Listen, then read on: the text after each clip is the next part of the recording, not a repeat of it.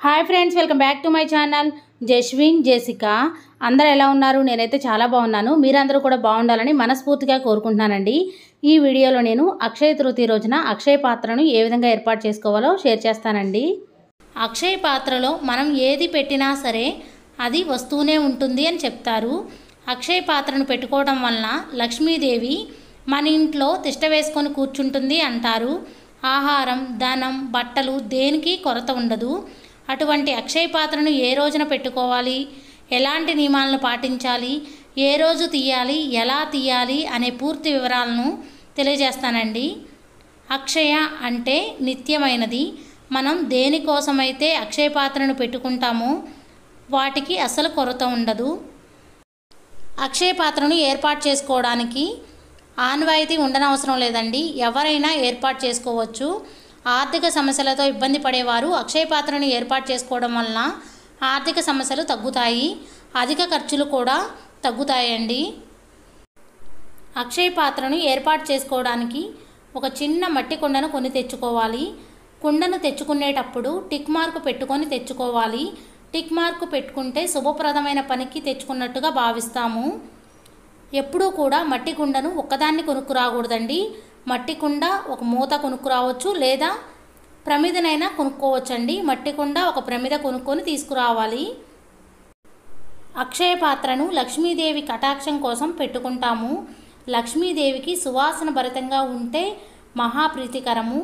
లక్ష్మీదేవికి సువాసన భరితమైన పువ్వులన్నా, సువాసన భరితంగా ఉన్న ద్రవ్యాలన్నా చాలా ప్రీతికరము. మట్టి కుండను తెచ్చుకున్న తర్వాత ఒక రోజంతా నీటిలో ఉంచి నీళ్లు పూర్తిగా ఆరిపోయేంత వరకు ఒక ప్లేట్లో పెట్టుకొని ఆరబెట్టుకోవాలి. మట్టి కుండను ఎప్పుడూ కూడా బోర్లించకూడదు. కుండకి పసుపు, కుంకుమ బొట్లు పెట్టుకోవడం కోసం పసుపులో కొద్దిగా రోజు వాటర్ను, అత్తరు, పచ్చకర్పూరం వేసుకుంటే మంచిగా సువాసన భరితంగా ఉంటుంది. పసుపుని కలుపుకునేటప్పుడు కొద్దిగా వాటరు, కొంచెం రోజు వాటర్ వేసుకొని కలుపుకోవాలి. పసుపు రాసుకొని గంధం బొట్లు పెట్టుకొని కుంకుమ బొట్లు కూడా పెట్టుకోవాలి. అక్షయ పాత్రను పసుపు, కుంకుమతో మనకు నచ్చిన విధంగా అలంకరించుకోవచ్చు. కుంకుమతో శ్రీం అనే బీజాక్షరాన్ని మాత్రం తప్పకుండా రాయాలి. అక్షయ పాత్రను శుక్రవారం రోజైనా ఏర్పాటు చేసుకోవచ్చండి, లేదా మంగళవారం రోజైనా ఏర్పాటు చేసుకోవచ్చు. అక్షయ పాత్రను ఏర్పాటు చేసుకోవడానికి అక్షయ తృతీయ రోజు చాలా మంచిదండి. అందరూ కూడా అక్షయ పాత్రను అక్షయ తృతీయ రోజు ఏర్పాటు చేసుకుంటే చాలా మంచి జరుగుతుంది. ఒకవేళ కుదరకపోతే శుక్రవారం రోజైనా ఏర్పాటు చేసుకోవచ్చు, లేదా మంగళవారం రోజైనా ఏర్పాటు చేసుకోవచ్చండి. అక్షయ పాత్రను శ్రావణ మాసంలో అయితే వరలక్ష్మి వ్రతం రోజు ఏర్పాటు చేసుకోవచ్చు. కుండకి ఎక్కడా కూడా తెల్లటి పొడ లేకుండా పసుపుని మంచిగా రాయాలి. అక్షయ పాత్రను ఎప్పుడైతే ఏర్పాటు చేసుకుంటామో ఆ రోజు నుండి తిండి, బట్ట, ధనధాన్యాలకు లోటు ఉండదు. ధనం వస్తూనే ఉంటుంది. అక్షయ పాత్ర ఏర్పాటు చేసిన రోజు నాన్ వెజ్ తినకూడదు. అక్షయ తృతీయ రోజు కుబేర కుంచం కూడా ఏర్పాటు చేసుకుంటే చాలా మంచిది. అక్షయ పాత్రలో ముందుగా పసుపు, కుంకుమ, అక్షింతలు వేసి కల్లుప్పుతో నింపాలండి. ఈ విధంగా కల్లుప్పు వేసిన తర్వాత ఒక కొత్త జాకెట్ ముక్కను తీసుకొని ఆ జాకెట్ ముక్కలో కొద్దిగా పసుపు, కుంకుమ, అక్షింతలు, చిట్టి గాజులు, గోమతి చక్రాలు, గవ్వలు, 1 రూపీ కాయిను, వెండి కాయిను, బంగారు కాయిను ఇలా మన దగ్గర ఉన్నవి వేసుకోవచ్చండి. మంగళకరమైన వస్తువులు ఏవైనా వేసుకోవచ్చు. నేను చిట్టి గాజులు ఎరుపు, ఆకుపచ్చ, పసుపు రంగు చిట్టి గాజులు వేశాను. వెండి కాయిన్ వేశానండి. 1 రూపీ కాయిన్ కూడా వేశాను. జాకెట్ ముక్కను చిన్నగా ఫోల్డ్ చేసుకొని అక్షయ పాత్రలో పెట్టుకోవాలి.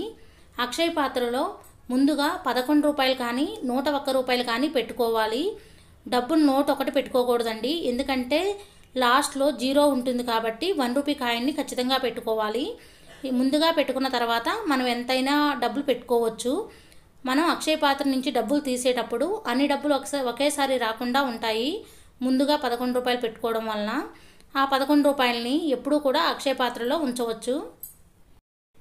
మనం పైన పెట్టిన డబ్బుల్ని వాడుకోవచ్చు.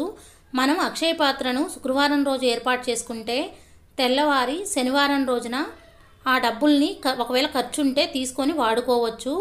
ఒకవేళ ఎటువంటి ఖర్చు లేకపోతే శనివారం, ఆదివారం, సోమవారం రోజు ఉంచి అలానే ఉంచి మంగళవారం రోజు బీరువాలో కానీ బ్యాంక్లో కానీ వేసుకోవచ్చు. మంగళవారం అంటే మంగళకరమైన రోజు.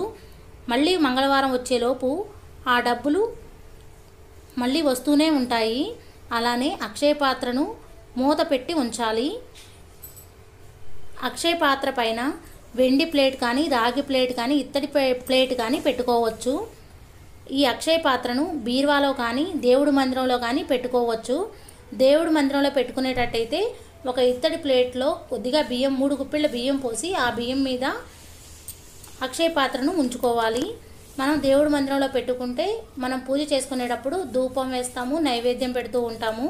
అదే బీరువాలో పెడితే అలా వీలు కాదు కాబట్టి ధూపం వేస్తూ ఉండాలి.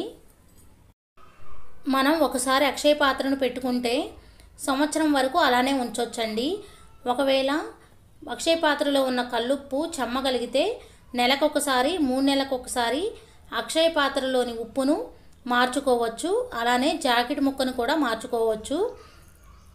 కుండని మాత్రం అస్సలు కడగకూడదండి. ఒకవేళ కుండను కడిగేటట్టయితే ఆ కుండను మార్చి వేరేగా కొత్త కుండని తెచ్చుకొని మళ్ళీ ఏర్పాటు చేసుకోవాలి. కడిగిన కుండని వాడకూడదు. అక్షయ పాత్రని ఎప్పుడెప్పుడు మార్చుకోవచ్చు అంటే మంగళవారం శుక్రవారం తప్ప మిగతా అన్ని రోజులు మార్చుకోవచ్చు. ఇంట్లో జీతం రాగానే ఆ డబ్బుల్ని అక్షయ పాత్రలో పెట్టి తెల్లవారిన తర్వాత ఆ డబ్బులు వాడుకుంటే చాలా మంచిది. అక్షయ పాత్రను ఏర్పాటు చేసుకోవడం వలన సకల శుభాలు కలుగుతాయి. ధనానికి లోటు ఉండదు. ఎలాంటి ఆర్థిక సమస్య ఉన్నా తొలగిపోతుంది. తెలుసుకున్నారు కదండి అక్షయ పాత్రను ఏ విధంగా ఏర్పాటు చేసుకోవాలి. మరిన్ని వీడియోస్ కోసం మన ఛానల్ని సబ్స్క్రైబ్ చేయండి. నా ఈ వీడియో మీకు నచ్చిందనే అనుకుంటున్నాను. ఎంతో కొంత యూజ్ అయిందనే అనుకుంటున్నాను. ఒకవేళ నచ్చితే లైక్ చేయండి, షేర్ చేయండి, కామెంట్ చేయండి ఫ్రెండ్స్. కొత్తవారు ఎవరైనా మన ఛానల్ చూస్తున్నట్టయితే సబ్స్క్రైబ్ చేసుకోండి. పక్కనే ఉన్న బెల్ ఐకాన్ని యాక్టివ్ చేసుకోవడం ద్వారా నేను పెట్టే ప్రతి వీడియో నోటిఫికేషన్ మీ దాకా చేరుతుంది. Thank you for watching. Bye అండి.